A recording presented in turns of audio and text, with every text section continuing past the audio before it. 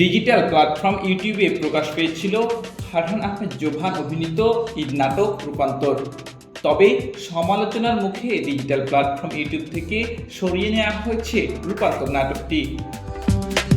সামাজিক মাধ্যমে বলা হচ্ছে ট্রান্সজেন্ডার ইস্যু নিয়ে নাটকটি বানানো হয়েছে। এদিকে নাটকটিকে ভুলবশত বিজ্ঞাপন প্রচার করা হয়েছে বলে দাবি করেছে ইলেকট্রিক পণ্য নির্মাতা প্রতিষ্ঠান অল্টন। গত মঙ্গলবার দিনভর নাটকটি নিয়ে সামাজিক যোগাযোগ মাধ্যমে চলে আলোচনা সমালোচনা। অনেকেই বলছেন ট্রান্সজেন্ডার ইস্যুকে কেন্দ্র করে না জেনেই পরিচালক মন গড়া কথা বলেছেন। কেউ কেউ বলেছেন নাটকে ট্রান্সজেন্ডার কনসেপ্টকেই প্রচার করা হয়েছে।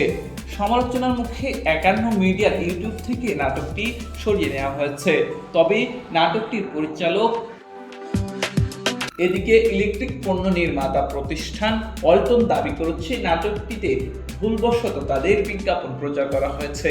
এই বিষয়ে অল্টনের এক বিবৃতিতে তারা জানিয়েছে, সম্প্রতি রূপান্তর শিরোনামের ট্রান্সজেন্ডার বিষয়ভিত্তিক যে নাটকে অল্টন ফ্রিজের বিজ্ঞাপন প্রচারিত হয়েছে, বিষয়টি অল্টনের অনেক ক্রেতা ও শুভাকাঙ্ক্ষীদের মনে আঘাত লেগেছে। অল্টন কর্তৃপক্ষ উক্ত নাটক তৈরির সাথে সংযুক্ত ছিল না। এদিকে বিজ্ঞাপন সংস্থার মাধ্যমে নাটকের ব্র্যান্ডিং কার্যক্রম পরিচালনা করা হয়ে থাকে।